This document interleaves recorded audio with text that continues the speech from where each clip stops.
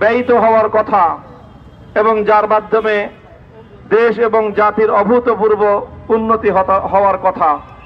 দুর্ভাগ্যজনকভাবে আমাদের এই রাষ্ট্র ও রাজনীতিতে দুর্নীতি এবং লুটপাটতন্ত্র আমাদের দেশটাকে উন্নয়নের পথে সবচেয়ে বড় প্রতিবন্ধকতা এবং অন্তরায় হয়ে দাঁড়ায়।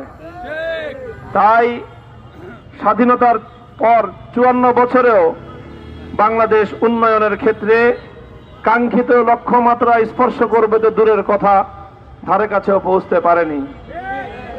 এদেশের লক্ষ মানুষের, কোটি মানুষের ঘাম ঝরানো, রক্ত পানি করা কষ্টার্জিত অর্থ সম্পদ আর কোন কুচক্রী মহল যেন লুটপাট করতে না পারে, দেশ থেকে পাচার করতে না পারে, তার বিরুদ্ধে এবারের সংগ্রাম আমাদের।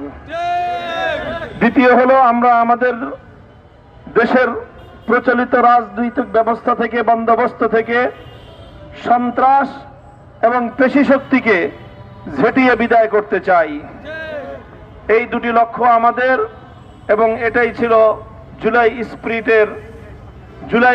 জুলাই বিপ্লবের প্রধান স্পিরিট এবং জুলাই বিপ্লবের প্রধান লক্ষ্য এবং উদ্দেশ্য।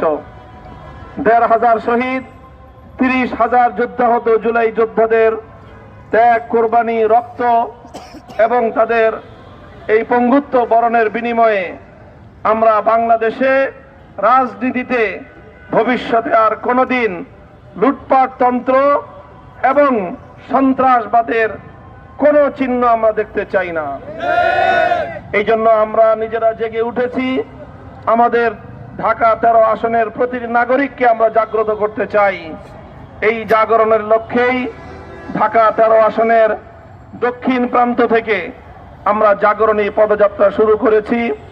আজ 6ষ্ঠ দিনের মতো আমরা মোহাম্মদপুর থানার অলিগলি, আদাবর থানার অলিগলি, এই সকল জায়গায় আমাদের পদযাত্রার কর্মসূচি পালন করে এখন আমরা শ্যামলী বাস স্ট্যান্ডে এসে 6ষ্ঠ দিনের মতো আমাদের জাগরণী পদযাত্রার কর্মসূচি সমাপ্ত ঘোষণা করছি। ইনশাআল্লাহ এরপরে আরেকদিন আমরা আমাদের